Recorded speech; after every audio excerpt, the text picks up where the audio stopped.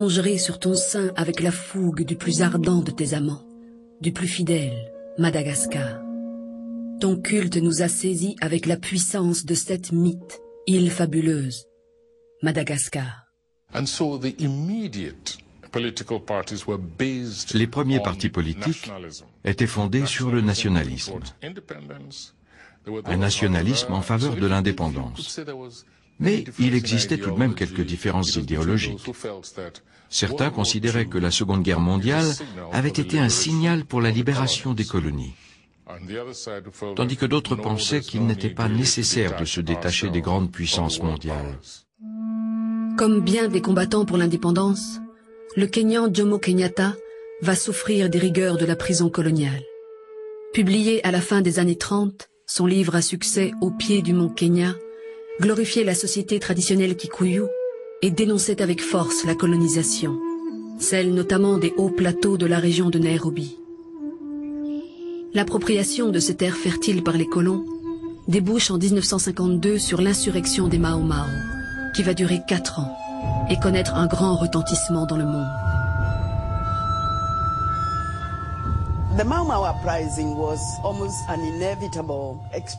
La révolte des Mau Mau fut inéluctable, principalement pour les Kikuyu,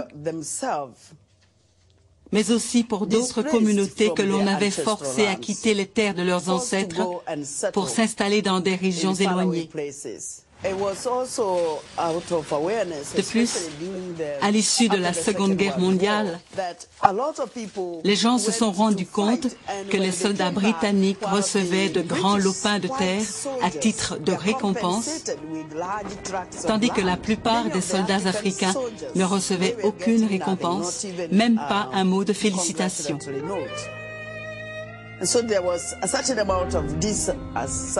Le sentiment de mécontentement était tel parmi les jeunes hommes, et surtout ceux qui revenaient de la guerre, qu'ils se sont organisés pour reconquérir leur liberté. Mais dans une large mesure, toute cette agitation visait surtout à ce qu'on leur rende leur terre.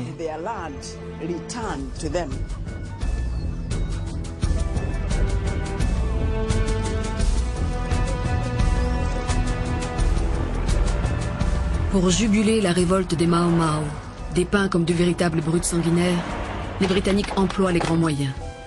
Usage de la torture et enfermement de populations, qu'elles soient impliquées ou non dans la révolte, dans des camps de détention au régime extrêmement sévère.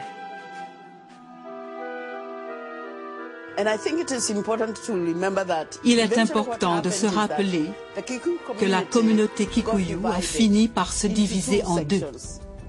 D'un côté, il y avait ceux qui acceptaient de soutenir l'administration coloniale, convaincus que les Mau Mau se fourvoient et qu'ils étaient bel et bien des terroristes, puisque c'est ainsi qu'ils étaient désignés. Et en face, il y avait le camp qui soutenait ceux qu'on pouvait présenter comme des combattants pour la liberté, car ils essayaient simplement de se libérer du joug colonial. En habile politicien, Kenyatta endosse un rôle d'initiateur de la révolte des Mau Mau, rôle qui en réalité n'a pas été le sien. Mais sans doute est-ce pour lui la meilleure rampe de lancement vers le pouvoir suprême du futur Kenya indépendant.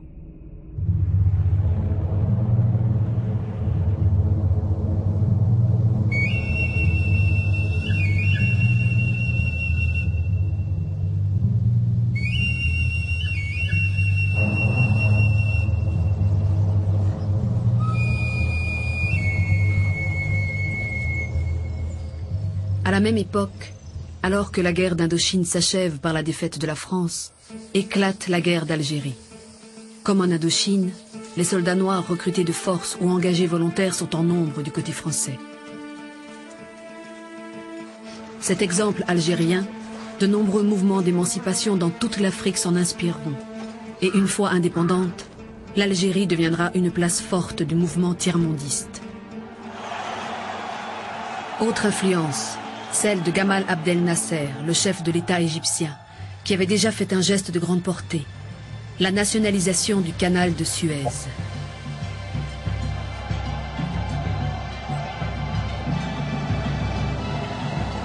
Plus qu'un exemple, Nasser devient un soutien direct des Africains en lutte pour leur indépendance. The people know what's going all over the world. People are feeling that they can achieve their independence, their sovereignty, by their own effort. This is the problem. The principles which were declared after the Second World War, the principles of self-determination, liberty. L'aide égyptienne était triple. Elle était une aide diplomatique auprès du système onusien, auprès des grands, au moment où les Nations Unies discutaient ces problèmes de décolonisation. Elle était ensuite militaire, dans la mesure où l'Égypte offrait des armes à ces pays. Elle était ensuite politique, dans la mesure où les chefs d'État africains venaient se retrouver au Caire, recevaient un appui moral de la part des autorités égyptiennes. Les trois initiateurs de la conférence de Bandung sont assez différents pour représenter l'ensemble des aspirations du tiers-monde émergent. Il y a l'hôte de la conférence, l'Indonésien Sukarno, qui met en avant les 5 principes de l'Indonésie indépendante, le communiste chinois Chou En-lai, qui voit dans cette rencontre l'occasion de se démarquer de l'URSS, et enfin l'Indien Nehru, adepte intransigeant du non-alignement et d'un socialisme spécifique à son pays. L'Afrique y fait une apparition remarquée avec ses délégués venus de la Gold Coast et du Tanganyika, et surtout par la présence de Nasser. La conférence de Bandung est la première rencontre de cette envergure dans le tiers-monde, et les 29 pays réunis à cette occasion posent les bases du mouvement des non-alignés. Le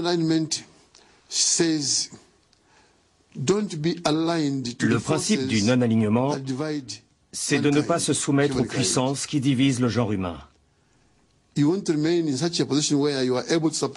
C'est d'être toujours en position de défendre ce qui vous paraît juste et non ce que les autres pensent être juste. C'est de ne pas s'impliquer dans leur guerre. C'est pourquoi je vois le non-alignement comme un grand mouvement d'union des forces de paix. De son côté, le Congrès des écrivains et artistes noirs de Paris réunit à la Sorbonne en septembre 1956 des célébrités intellectuelles et artistiques venues de toutes les parties du monde. On a dit de cet événement que c'était un Bandung culturel. C'est sans doute vrai, en ce qu'il s'agissait de faire exactement la même chose pour le monde culturel et littéraire ou artistique. Et l'organisation de ce congrès en délégation ressemblait assez étrangement à celui des non-alignés.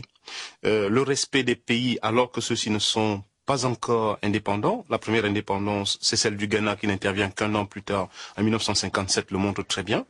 Faire venir un certain nombre d'intellectuels en les regroupant par pays supposait que les pays existaient déjà sur le plan culturel, même s'ils n'existaient pas encore sur le plan politique. Et je crois qu'il y avait là une sorte de défi à la structuration des sociétés coloniales en faisant émerger sur le plan politique des États et des nations, là où, jusque-là, ces États et ces nations n'avaient pas encore cours. Notre rôle est d'annoncer l'avenue et de préparer l'avenue de celui qui détient la réponse, le peuple, nos peuples, libérés de leurs entraves, nos peuples et leur génie créateur, enfin débarrassés de ce qui le contrarie ou le stérilise.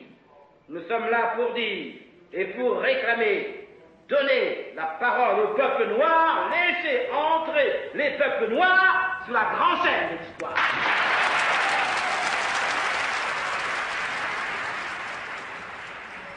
Mais s'il est une région d'Afrique où l'entrée des peuples noirs sur la grande scène de l'histoire se fait attendre, c'est bien l'Afrique du Sud.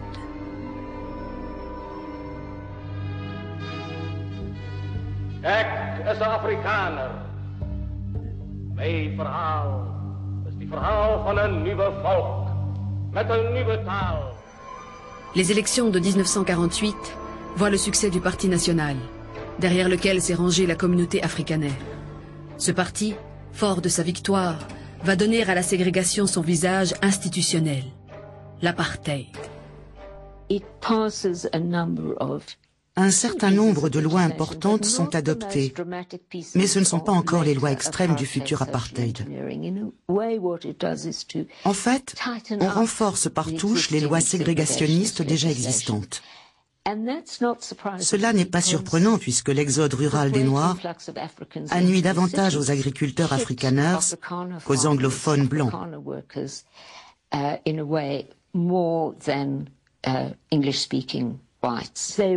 C'est pourquoi on fait passer des lois limitant l'accès des Noirs aux villes. Des quotas sont mis en place. La plupart de ces mesures visent directement à endiguer l'exode des Noirs. Il y avait une véritable obsession du nombre de Noirs en zone urbaine. Dans les années 50, cela a entraîné des troubles très importants. J'ai moi-même grandi dans les années 50 et je me souviens d'une décennie marquée par les manifestations. C'est à cette époque que l'ANC s'est imposée en tant que grand mouvement populaire. C'était une période pleine de promesses. Le chef Luthuli est devenu porte-parole de l'ANC. C'était un homme remarquable, très doux et modéré, très posé. Luthuli m'impressionnait beaucoup quand j'étais petite fille et il était mon héros. Le modèle sud-africain de l'apartheid fait tache d'huile en Afrique australe et centrale. La Rhodésie du Nord, par exemple, va connaître les rigueurs humiliantes de la ségrégation.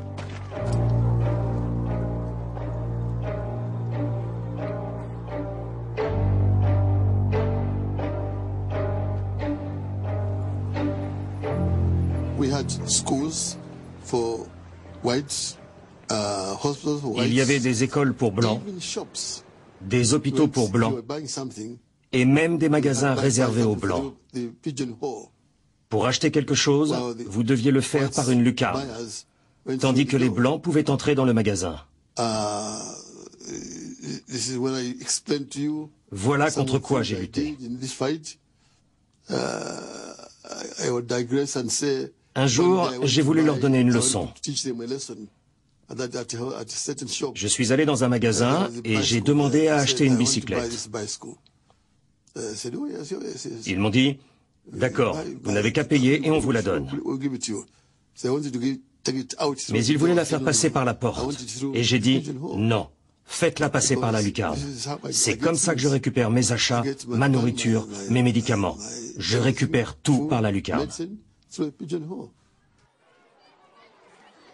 Kenneth Kaunda est inspiré dans son action politique et son comportement de tous les jours par les préceptes que Gandhi a enseignés à la communauté indienne d'Afrique du Sud. Non-violence, désobéissance civile et résistance passive.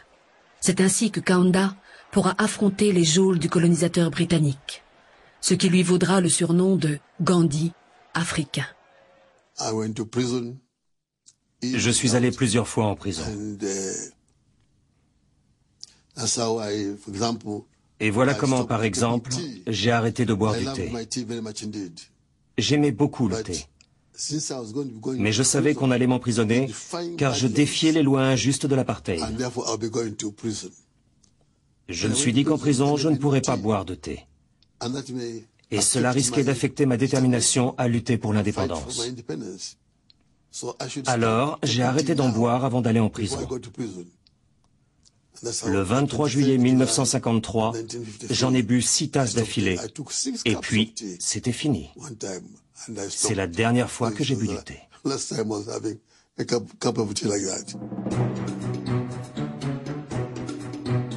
Dans ces années 50, la fièvre indépendantiste gagne la quasi-totalité des colonies anglaises, à commencer par la Gold Coast, l'actuel Ghana, où un docteur en philosophie d'origine modeste, Kwame Nkrumah, devient le leader du Parti populaire de la Convention. Nkrumah est l'un des tenants de l'indépendance tout de suite.